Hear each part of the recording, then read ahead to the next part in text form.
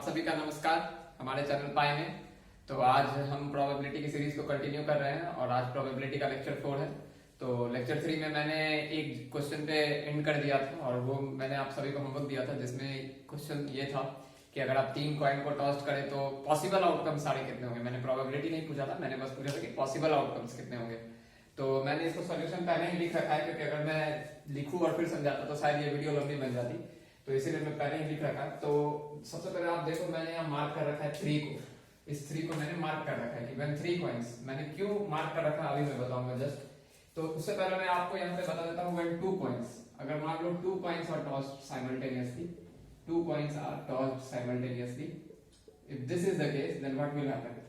तो अब मेरे पास पॉसिबल आउटकम्स कितने होंगे, तो मैं ये कहना, इसीलिए मैं 2 coins का ले रहा हूँ, क्योंकि अब देखो अब यहाँ क्या हो रहा है कि अब आप बोलोगे कि सर 2 कॉइन है तो हो सकता है 2 हेड आ जाए 0 टेल हो, ये केस एक हो सकता है, या फिर क्या हो सकता है 1 हेड आ जाए और 1 टेल आ जाए, सही बात है, ये भी एक केस हो सकता है, या फिर 0 हेड हो और 2 टेल हो जाए। तो आप बेसिकली देखो यहाँ क्या हो रहा है, जब मैंने यहाँ पे 2 लिखा तो अल्टीमेटली आप हेड और टेल दोनों को जब जोड़ोगे तो 2 1 1 2 और 0 2 2, तो 2 ही आ रहा है। अब अगर अरेंज करने की बारी आती है तो इसमें तो आप कुछ भी अरेंज करो तो ये हेड हेड ही रहेगा, लेकिन इसके 2 केस हो सकते हैं, पहले हेड आए फिर टेल आए, या फिर पहले टेल आए और हेड आए। और इसमें तो कुछ भी नहीं हो सकता, क्योंकि 0 हेड है तो मतलब दोनों टेल आप अरेंज करोगे तो टेल टेल तो कुछ फर्क पड़ेगा नहीं। तो इसका मतलब टोटल केस कितने हैं 1 2 3 4। तो ये मैंने लेक्चर 3 में बताया भी था आपको कि इसके 4 केस हो गए, इसीलिए मैंने ये बोला कि यहाँ पे 3 है तो मतलब कि आपको आप जिस तरह से हम यहाँ पे 2 ओवरऑल हमारा मतलब ऐड करने का टारगेट था, तो हमारा यहाँ पे टारगेट कितना रहेगा 3 का। तो आप जैसे मान लो पहले हम केस बनाएंगे, तो हमने जब 3 कॉइन को टॉस किया तो फर्स्ट केस या तो it is possible to get 3 head and 0 tail, और 2 हेड 1 टेल, या फिर 1 हेड 2 टेल, या फिर 0 हेड 3 टेल। मैं फिर से रिपीट करता हूँ, या तो आपको 3 हेड आ जाए और एक भी टेल ना आए, या फिर 2 हेड आए 1 टेल आए, या फिर 1 हेड आए 2 टेल आए और एक भी हेड ना आए 3 टेल आए। तो अब मैं बोलूंगा कि चलो केसेस तो आपके सारे बन गए, जैसे यहाँ पे अगर 2 हेड मतलब 2 कॉइन्स में था कि 2 हेड 0 टेल, 1 हेड 1 टेल और 0 हेड 2 टेल। तो सिमिलरली हियर हमें क्या करना है 3 हेड 0 टेल, तो इसमें तो कुछ भी अरेंजमेंट नहीं पॉसिबल, तो 3 हेड तो हेड हेड हेड, बट यहाँ पॉसिबल है क्यों, क्योंकि मैंने बोला 2 हेड 1 टेल। तो आप बोलोगे sir it's possible to get 2 head first and then get tail, तो उसके लिए ये हो गया हेड हेड टेल। या फिर एक हो सकता है कि पहले हेड आए फिर टेल आए फिर हेड आए, या फिर क्या हो सकता है कि पहले टेल आ जाए और फिर 2 बार हेड आ जाए। तो इस केस से कितने केस निकले टोटल 3, तो ये 3। अब आप बोलोगे कि हाँ ये वाला हो गया ये वाला हो गया, अब बचा क्या 1 हेड 2 टेल, इसमें भी अरेंजमेंट पॉसिबल है कि 1 हेड 2 टेल तो ठीक है, लेकिन 1 हेड हो सकता है बाद में आया, या हेड पहले आया बीच में आया, तो यहाँ पे हेड सबसे पहले आया यहाँ बीच में आया होता है सबसे बाद में आया, तो उस तरह से इसमें भी 3 केस बन गए। अब 3 टेल है, अब 3 टेल तो और 0 हेड है, तो इसका मतलब आपके पास 3 टेल है, तो 3 3 3 है, तो ये तो एक ही आएगा। तो टोटल कितने हो गए 3 3 3 6 1 7 and 8। So total possible outcomes are head head head head head tail head tail head tail head head and so on। तो टोटल इसके कितना हो गया मतलब 8 हो गया।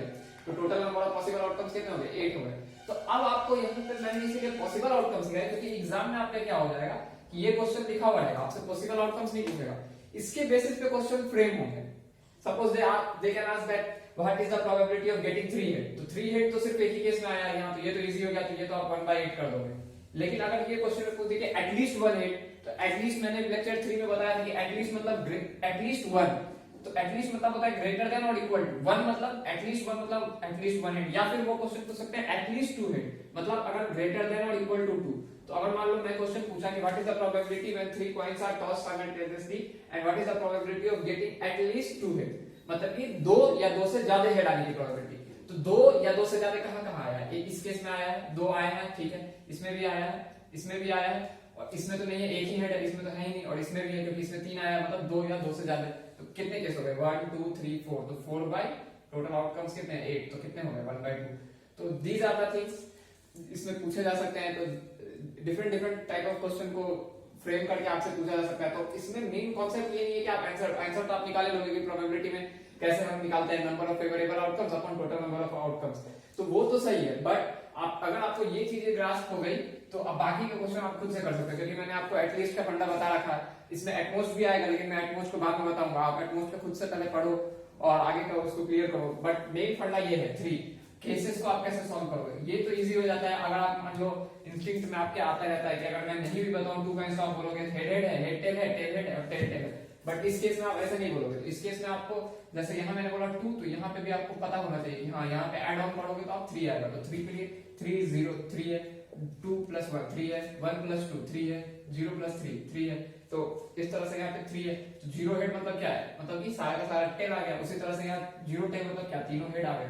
तो ये these are the things. In this way you can find all possible outcomes of 3 coins tossed simultaneously. तो आपको ये चीजें हिट करनी चाहिए और इससे आप अरेंजमेंट करो तो वो ज्यादा बेटर होगा। मतलब अगर आप आउटपुट याद कर लोगे तो वो this is not a good solution. आपको पता होना चाहिए कि चीजें क्या चल रही है, what is going on, you should know about it. तो आपको पता होना चाहिए कि पहले कितने केसेस बनेंगे and then you have to arrange that cases.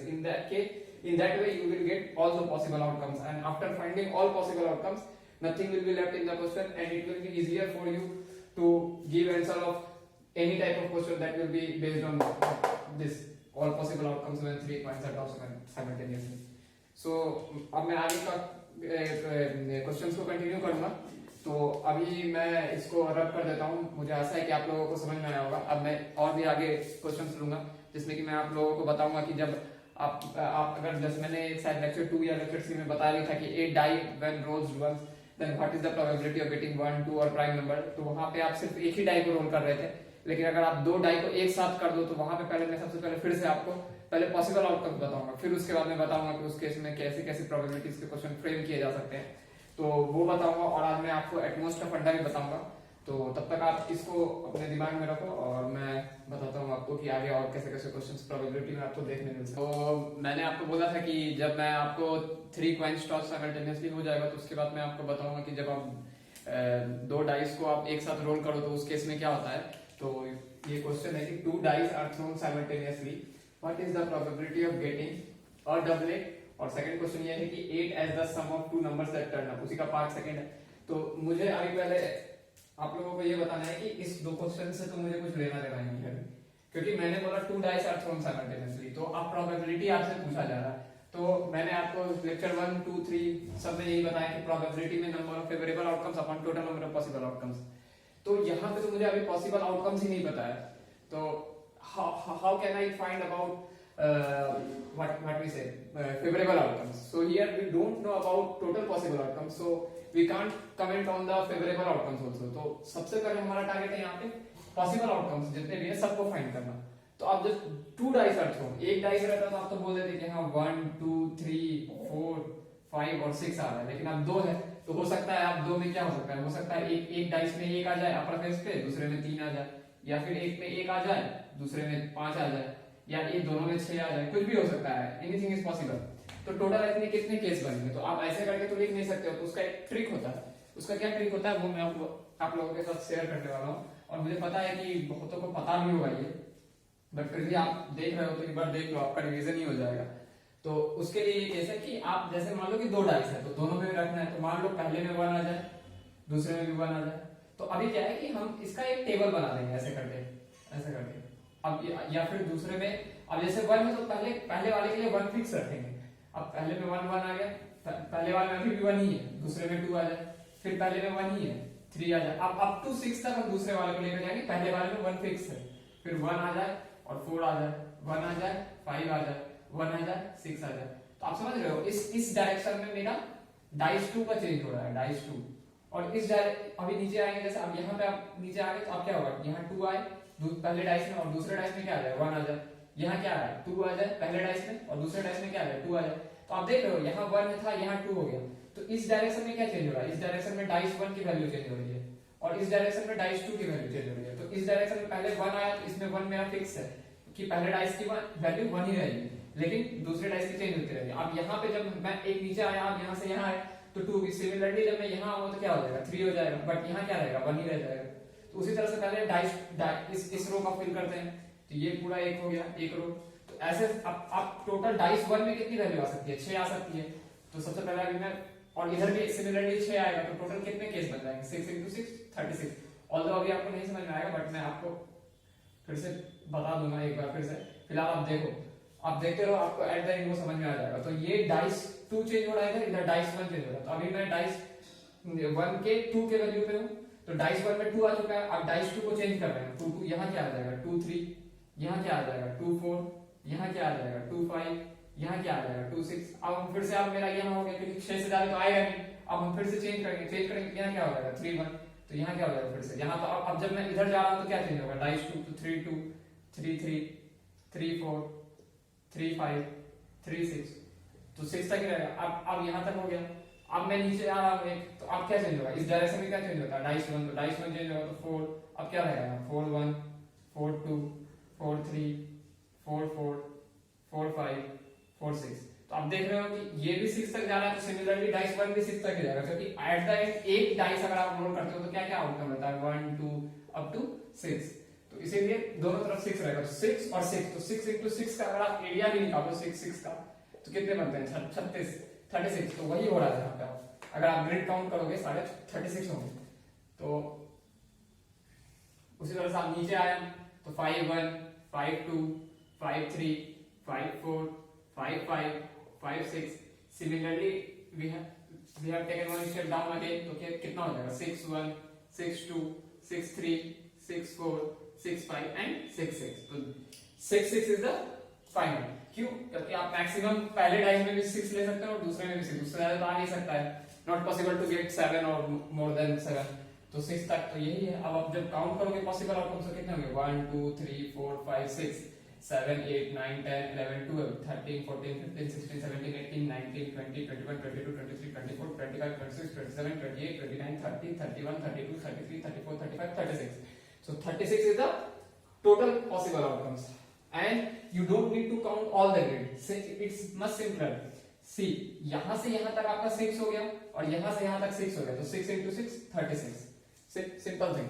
तो आपके बस दिमाग में रहना चाहिए कि आप जब डाइस 1 इधर नीचे आ रहे हो तो डाइस 1 की वैल्यू चेंज हो रही है 1 2 3 4 5 6 1 2 3 4 5 6 ऐसे करके, और जब इधर जा रहे हो तो डाइस 2 चेंज हो रहा है 1 2 3 4 5 6।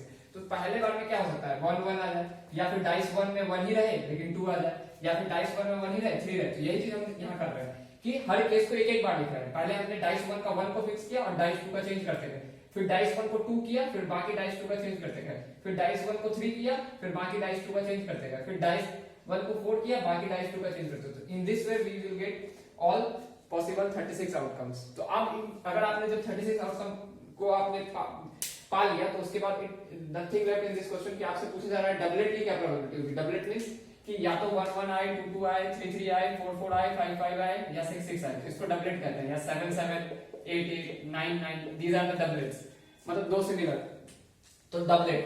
तो आपसे मैंने डबलेट, यहाँ पे डबलेट का क्वेश्चन में पूछा गया है, तो डबलेट किस किस केस में आ रहा है, यहाँ आ रहा है, यहाँ आ रहा है, यहाँ आ रहा है, यहाँ आ रहा है, यहाँ है और यहाँ है, तो टोटल कितने हो गए 6। तो प्रोबेबिलिटी क्या हो जाएगी, अगर मैं आपको फाइंड करके बताऊं तो टोटल डबलेट यहाँ कितने हैं 6 है, तो प्रोबेबिलिटी क्या होती है number of favourable outcomes upon total possible outcomes.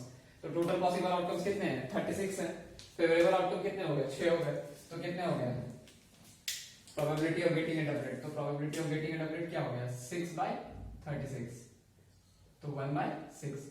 तो सिमिलरली आपको यहाँ पे फाइंड करना है 8 as the sum of two number that turns up। इसका मतलब ये हुआ कि जब आप डाइस को रोल करो तो पहला डाइस में कुछ भी नंबर आया, सपोज कुछ भी आ सकता है, सपोज x आया और दूसरा में y आया, तो ये पूछ रहे हैं कि जब x plus y करो तो 8 आए, मतलब कि अगर जब भी मैं डाइस को रोल किया तो जब दोनों डाइस में जो भी नंबर आया उसको ऐड करें तो 8 आए, मतलब 8 as the sum of two number that turns up मतलब कि जो फेस थे उसका आएगा दोनों को, तो जब उसको आप ऐड करो तो 8 आए।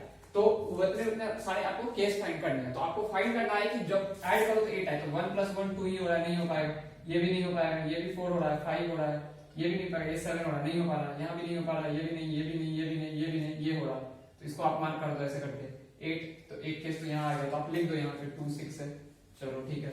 अब यहाँ पे भी नहीं है 5 3 4 7, ये है तो 3 5 है, तो आप यहाँ लिख दो 3 5, 2 6 हो गया, 3 5 हो गया। अब यहाँ पे भी नहीं है, यहाँ भी नहीं है, यहाँ भी नहीं है, ये है 4 4 है, तो 4 4 हो गया।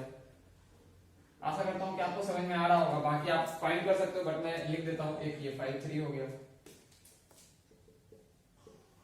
और दूसरा क्या होगा 6 2 हो सकता है, और तो कुछ होगा नहीं, तो 6 2 हो गया, तो टोटल केस कितने हो गए फेवरेबल आउटकम्स के? 1 2 3 4 5 और 5/36 इज द आंसर। तो इसका आंसर कितना हो जाएगा? 5/36। क्यों? क्योंकि आपसे पूछा है कि 8 एज द सम, लेकिन यहाँ तो 8 पूछा, but it's this question can be change. They may ask what 7 as the sum of two numbers that turns up, not 8. In that case you have to find 7. तो वहां पे 7 कहाँ कहाँ आ जाएगा? 1 6 हो जाएगा, सिमिलरली 2 5 हो जाएगा, 2 5 हुआ, यहाँ पे 3 4 हो जाएगा, यहाँ पे 5 2 हो जाएगा, यहाँ 4 3 हो जाएगा, यहाँ 5 2 हो जाएगा, यहाँ 6 1 हो जाएगा। तो in this way they can change the question and they can play with the question, but the thing is you have to grasp the concept, and the concept is all about finding the all possible outcomes. When you will find all possible outcomes, then nothing will be left and it will be easier for you to find any kind of question they will ask you in the exam. So your main motto is to find all possible outcomes, and after finding all possible outcomes you can find anything, whatever the question need you can solve easily. तो आपको मुझे ऐसा उम्मीद है कि आपको ये सारी चीजें समझ में आ गई होगी कि 8 as the sum of two numbers और 8 डबलेट क्या होता है। तो डबलेट आपको दिमाग में रखना है, 1 1 2 2 ऐसे इसको डबलेट करते हैं। 8 हो गया, उसी तरह से वो 7 6 7 का भी मैंने आपको बता ही दिया, 6 होगा। तो आप जब घर पे बैठो तो आप अपने से ही प्रैक्टिस करो कि क्या क्या क्वेश्चन इसमें से फ्रेम हो सकते हैं। वो पूछ सकते हैं कि ऐसा बताओ 8 एज द सम है, वो ये भी पूछ सकते हैं कि अगर 3 एज द डिफरेंस, अगर मान लो मैं बोल दूं 3 as the difference of two numbers that turns up, और आप बोलो कि 3 कैसे कैसे आ सकता है, तो उसमें आप कौन से केस में 3 आएगा? तो यहाँ 1 - 1 करो तो नहीं आएगा, इसमें भी नहीं आएगा, इसमें भी नहीं आएगा, लेकिन इसमें आ रहा है 1 4 से आता है। तो सिमिलरली कुछ भी वो पूछ सकते हैं।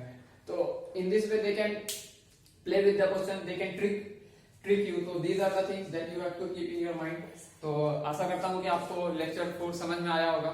तो आगे के लेक्चर में मैं आपको और भी कई सारी चीजें बताऊंगा, जिसमें कि मैं प्रोबेबिलिटी की वैल्यूज दे दूंगा। उसमें से आपकी प्रोबेबिलिटी की वैल्यूज को वेरिएबल रहेगी और उसको आपको वेरिएबल से फाइंड करना है कि प्रोबेबिलिटी की वैल्यू क्या होगी।